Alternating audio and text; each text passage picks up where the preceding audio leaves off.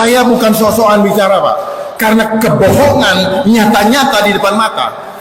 Televisi semua dikuasai, mainstream dikuasai oleh mereka, dan itu dibayar sebelum dimainkan lewat apa?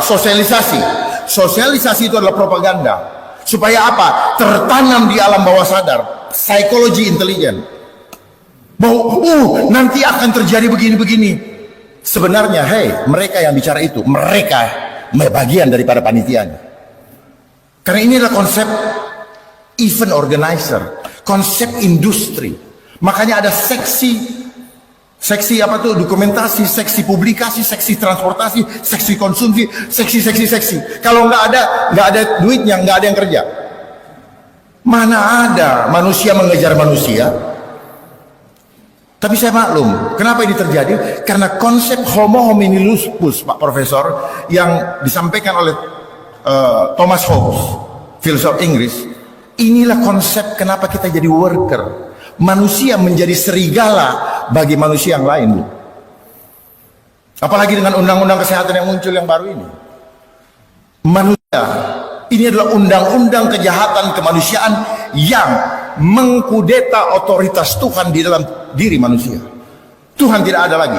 Karena memang konsep dia adalah konsep Dajjal yang ingin menarik kita no left behind. Makanya mereka bikin omnibus law, no left behind, vacuum cleaner, semua diangkat, nggak boleh ingat Tuhan. Makanya bisnis juga dari bahasa Inggris itu busy being under Satan yoke. Kita selalu dibuat sibuk, tetapi jangan pernah kau punya waktu untuk cari Tuhan. Apa yang Ibu sampaikan tadi mengenai kelompok pelangi yang Bapak sampaikan tadi, Pak Laksamana, kelompok pelangi itu sudah diprogram sejak TK. Sadar tidak, gurunya semua perempuan. Sehingga yang laki menjadi kelaki-lakian, yang wanita melihat gurunya adalah sosok yang tangguh.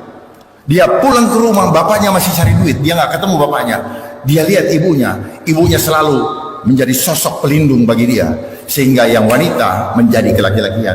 Ini adalah permainan psikologi, Pak. Permainan alam bawah sadar. Terus juga kemudian muncullah namanya emansipasi wanita lewat hak asasi manusia. Paham tidak udang di balik batunya? Udang di balik batunya adalah anak dijauhkan dari ibunya. Sadar atau tidak, lewat kesulitan ekonomi, kesulitan apa, sehingga ini menjadi naskah akademik, menjadi alasan pembenar. Termasuk membuat undang-undang selalu menggunakan naskah akademik, bukan? Untuk pembenaran tentang apa yang niat udang di balik batu daripada apa yang maksudnya. Jadi semua program-program yang ada selalu berbicara yang muluk-muluk, tapi maksud di balik itu justru kebalikan daripada kemulukan itu. Mau mengentaskan kemiskinan, tapi tujuannya adalah membuat semakin miskin. Dan akhirnya ini adalah pengkondisian. Jadi apa yang terjadi di antara kita selama ini adalah pengkondisian lewat protokol. Protokol itu maknanya apa? Protokol itu maknanya apa? Rekayasa. Itu namanya pengkondisian. Nah, yang terjadi di antara kita, karakter, keadaan, ekonomi dan semua itu terkondisi. Ini yang disebut by design.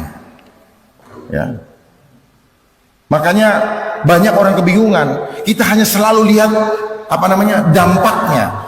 Kayak pemadam kebakaran, kok bisa begini, kok dia begitu, kok gitu. Akar masalahnya dong cari. Jadi akar masalah saat ini adalah ketika Undang-Undang Dasar 45 di amandemen tahun 2022 itu menjadi pintu masuk lahirnya perundang-undangan yang menguntungkan global, tetapi terus dilaksanakan. Kenapa? Karena mereka tahu kelemahan kita adalah apa? Ketamakan. Mereka memberikan dana yang begitu besar untuk bangsa ini untuk memuluskan dia punya agenda. Dan program-program Bapak perhatikan, setiap pergantian presiden selalu terjadi perubahan nomenklatur kementerian. Sadar tidak? Berubah-ubah, dimulai dari Kominfo, merubah ini. Tujuannya apa? Mereka mau mendesain, memanipulasi ruang media sosial. Mereka yang mengontrol. Makanya hilangnya post-truth, hilangnya kebenaran. Semua harus berdasarkan kebenaran tunggal. Yang benar akan dibilang hoax. Tapi kalau sesuai dengan agenda mereka, itulah kebenaran. Makanya adanya seperti Kominfo, Kemenpan RB, ya. Saya beritahu aja. Adanya badan yang begitu banyak itu. Adanya komisi itu agenda mereka. Untuk apa? Sambil menyelam minum air, sambil membuat program. Makasih. Sambil ini program itu keluar menjadi kantong-kantong hutang baru bagi bangsa kita. Sebenarnya kita nggak perlu, tinggal memaksimalkan lembaga struktural, bukan memperbanyak lembaga non struktural yang akan semakin banyak. Apalagi dengan keluarnya lagi sekarang Omnibus Law, ada komisi lagi, ada konsili dan sebagainya. Mungkin itu yang bisa saya sampaikan. Dan kita saya mau formula khususnya untuk menyelesaikan hutang negara sebelum beliau menjadi presiden. Ketika beliau menjadi presiden dilantik, langsung selesaikan hutang negara hanya dalam 1 hari. Saya punya formulanya.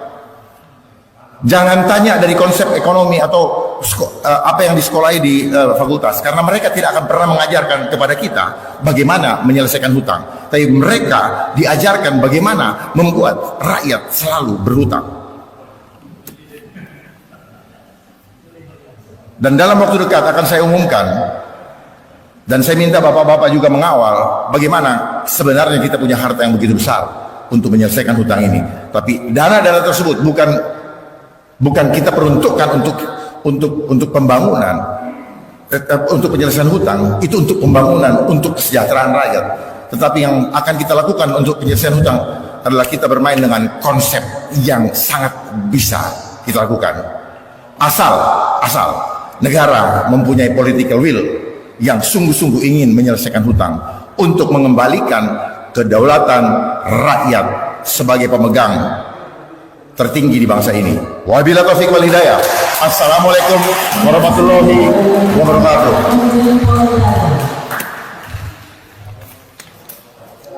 Baik, selanjutnya kami persilakan